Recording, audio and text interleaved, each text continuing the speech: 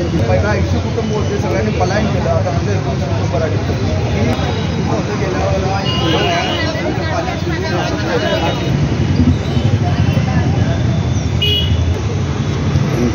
बोला, नाव सांगून बोला.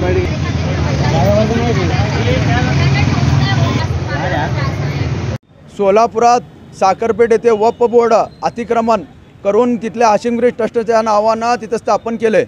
अनेक इथं हिंदू लोकांना तिथं त्रास व्हायला लागले. आम्ही गेल्या 7-8 महिन्याखाली मोठा मोर्चा काढला होता, तरीसुद्धा शासनाने कुठल्याही प्रकारची दखल घेतली नाही. उलटं त्यांचं पाणी बंद करण्यात आलं. पाण्यासाठी बाहेरनं टँकर मागवलं जातं आणि मुस्लिम लोकांना 3-3 मजली बिल्डिंगा आणि हिंदू लोकांचे पडीक घरं हे तिथं तुम्हाला बोर्डवर सगळं दिसल. नाहीतर तुम्हाला अन्यथा तिथं या तुम्हाला ते दाखवलं जाईल. हे असा जुलमी वक्फ बोर्डाचा कायदा काँग्रेस सरकारने 1953ला स्थापन केला.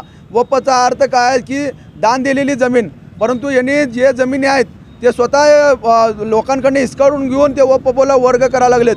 त्यांच्याकडे फक्त नगरपालिकेने 1934ला 500 स्क्वेअर फूट जागा दिली होती. त्याने आता हजारो एकर जागा तिथं बळकावा लागलेत. 80 हिंदू कुटुंब होते, त्यातले सगळे कुटुंब पलायन झाले. आता 19 कुटुंब राहिलेत. त्या 19 कुटुंबाला सुद्धा त्यांनी अशा प्रकारे पलायन करायची त्यांनी हमी घेतलेली आहे.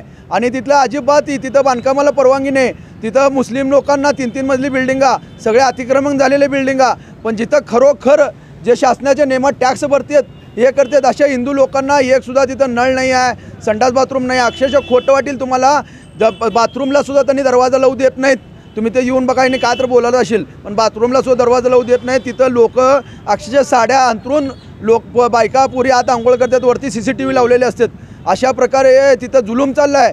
ते आपण पाकिस्तानात राहतो का? ही तिथं आपल्याला असं वाटतं की आपण पाकिस्तानात राहतो का हिंदुस्थानात आहे. तिथं गेल्यावर खरंच कळत नाही. मित्रांनो, तुम्ही तिथं या आणि आपल्याला वक्फ बोर्डाला रद्द केला पाहिजे, आपल्याला न्याय मागितला पाहिजे. यासाठी आपण संसदेमध्ये जे बिल पास व्हावं लागले त्याच्यासाठी आपण हे इथं घेतलं, तिथं गेलं पाहिजे, तिथपर्यंत पोचलं पाहिजे. जय श्रीराम.